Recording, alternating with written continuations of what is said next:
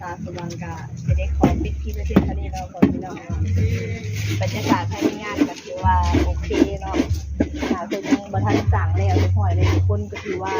มากันยังลงลายเลยก็ว่าได้ความเป็นวันพระในสีลายกว่านี้พอพี่น้องโดยสำหรับคลิปนี้สาวสว่างกาขอบคุณขอบใจพอพี่น้องว่าที่เขามาเป็นพ่อมองหนีเนาะเยอะทุกคนเลยสำหรับวันนี้ได้กันทักมาหลังไม่แล้วเนาะวายอก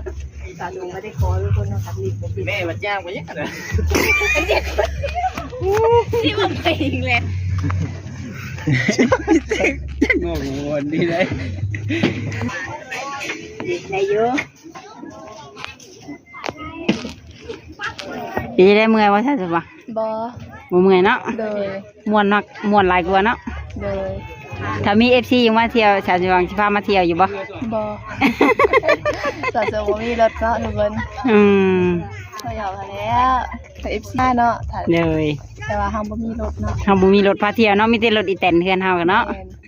บ่ได้มาตอนเช้าพอดีมื้อเช้าฮอดรถอีแตนรถไถนามันบ่สะดวกในการมาเนาะที่เฮามามื้อนี้ก็ขี่รถจักรมาเอาไปยืดจ้ะ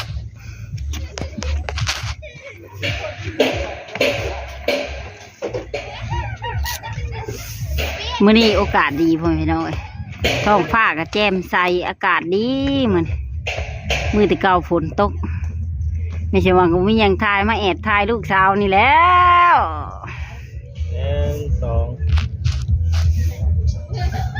2แม่นวันเสาร์2 มื้อบ่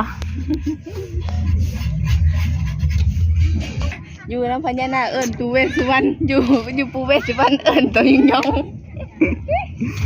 เป็นกับหมาไม่ชิวจ้ะเด็กหน้าอยู่แบบใหญ่ดิหน้าได้2 เทื่อเลย4 เทื่อที่ 3บ่2 บทเรียนติดเลยเด็กน่ะ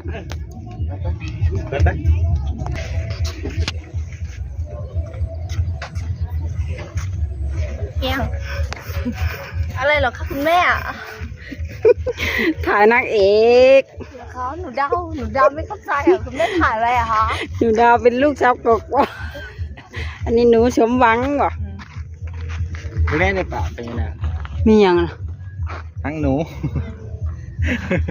จะว่าสิออกลิงนกบัดนี้เฮ้ยบอกหนูสิออกนกโอ้มาไปยืด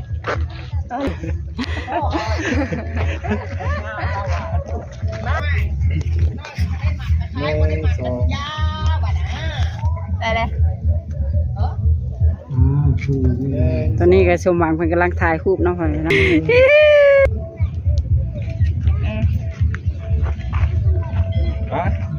ไปเนี่ยได้1 ชั่วโมงแล้ว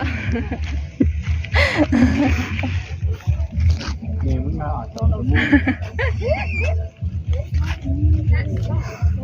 สิเฮ้ยกว่าหางพญานาคว่าจะถ่ายหางพญานาคเตะก่อนกิน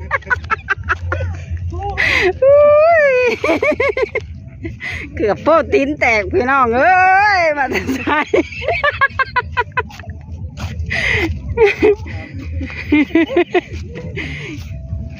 มาแต่ถ่ายหางพญานาคให้เบิ่งเตะก้อนหินมาเกือบโป้ตีนแตกกลับก่อนนะบ้านนี้บายบายเฮ้ยมุมนี่งามเลยเห็นวัด2 พระถ้าพายอยากถ่ายมองนี่งามเลยมุมนี่งาม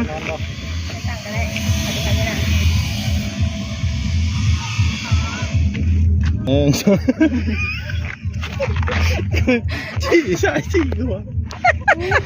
เอ้ยเจ้า1 2 3ยังไม่พูดเลย1 2ใช่2 ตัวทั้งนี้กับน้องชาได้บ่อยพี่น้องเอ้ยคิดจะมันหยอกมาเลยก็ออกมางามแล้วระดับมืออาชีพ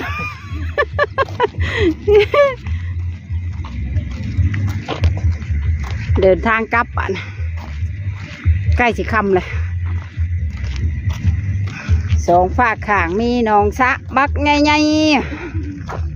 อ๋อลุมพุ่นกับหนองไส้เลยเฮ้ยนะพวก ถมนี่เนาะเนี่ยถมเอาไปยังไงเนาะท่านบุฟเฟ่เจ๋งเนาะ ข้างนี้เพิ่นกำลังสร้างพระอีกองค์ใหญ่เติบกำลังย่างกลับไปหมองรถ ผูกแขนบ่ ผูกกับผูกแล้วไปผูกอยู่ตรงไหน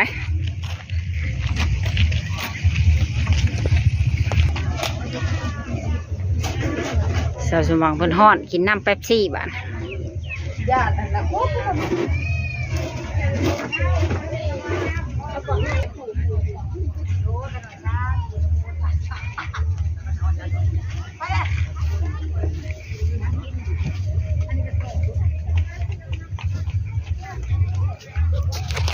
นี่คือภาพบรรยากาศรวมๆภายในวัด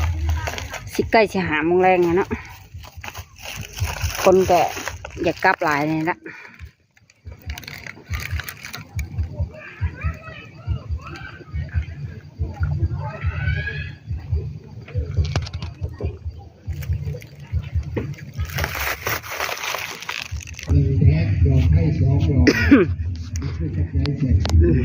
พาเลาะ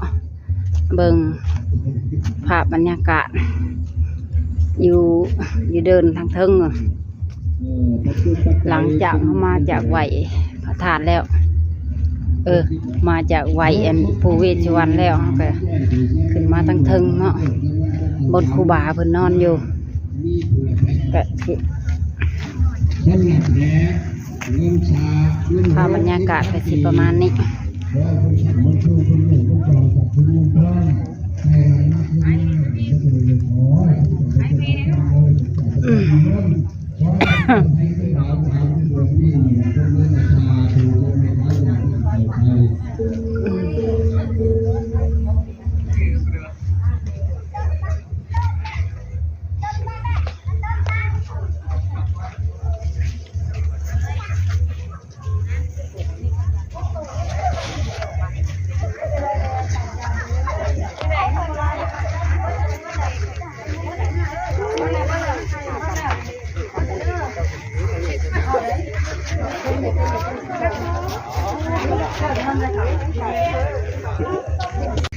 โอเคเนาะพ่อแม่พี่น้องบัดนี้เฮาก็สิได้เดินทางกลับบ้านแล้วบัด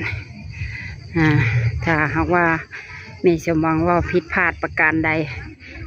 หรือว่าบ่สุภาพก็ กราบขอโทษขออภัยน้ำลายเนาะพ่อแม่พี่น้อง